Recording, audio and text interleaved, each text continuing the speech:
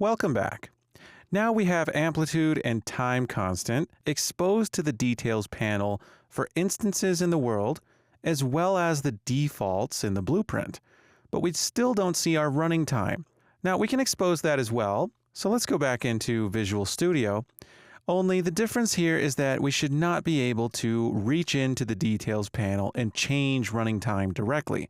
Remember, we're setting this every frame by adding delta time to it. This should be restricted so that we can't just change it in the blueprint. Now, we can expose it, but still keep it restricted so we can't edit it. There are uProperty specifiers for that.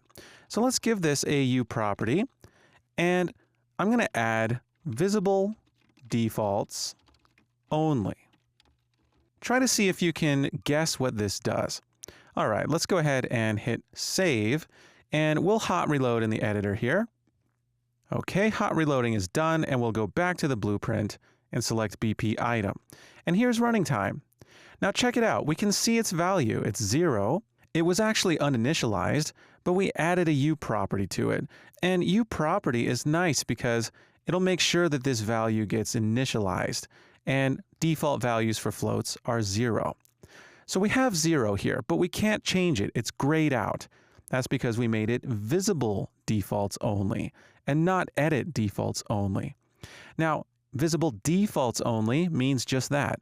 We can see it, it's visible here in the default. However, if we go into the world and select a BP item, well, we can't see it. It's not visible on an instance.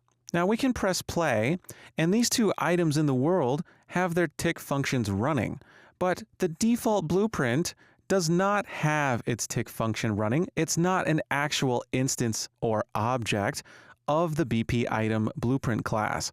So we're not going to see running time updating here in the default. Okay, so that's how we expose running time to the defaults only. Let's go back into Visual Studio and change this. I'm now going to use visible instance only. So try to guess what this does. All right, let's hit save and go back into the editor and hot reload. All right, we've hot reloaded. And if we go back to BP item, we'll no longer see running time here.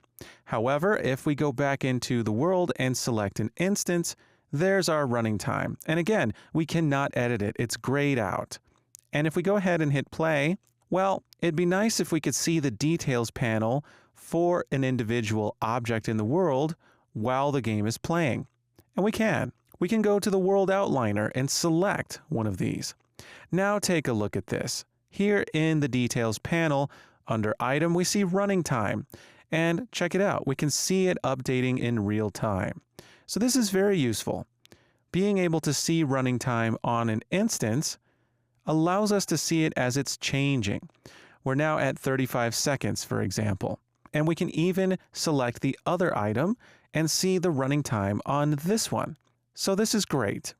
Now, if we want to see but not edit a property both on the instance and in the defaults, what do you suppose the macro specifier is? Well, you probably guessed visible anywhere. And if you did, you're absolutely right. This will allow us to see the property both on defaults and on an instance in the world. So let's save that, come back in here and hot reload.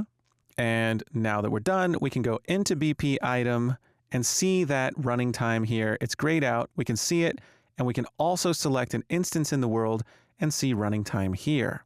So it's visible both on the instance and in the default blueprint. So we now have 6 different uProperty specifiers that we know. So here's a graph to summarize the 6 uProperty specifiers that we've learned so far. We know that edit defaults only means that we can see and edit the property in the default blueprint, but not on an instance in the world. And edit instance only means we can see and edit that property on an instance in the world, but not in the default blueprint. And edit anywhere means we can see and edit that property on an instance in the world and in the default blueprint. And we have the visible versions of these. Visible defaults only means we can see the value of that property in the default blueprint, but we cannot edit it. It's grayed out. and we can't even see it on an instance in the world. But visible instance only means we can see it on an instance, but we cannot edit it.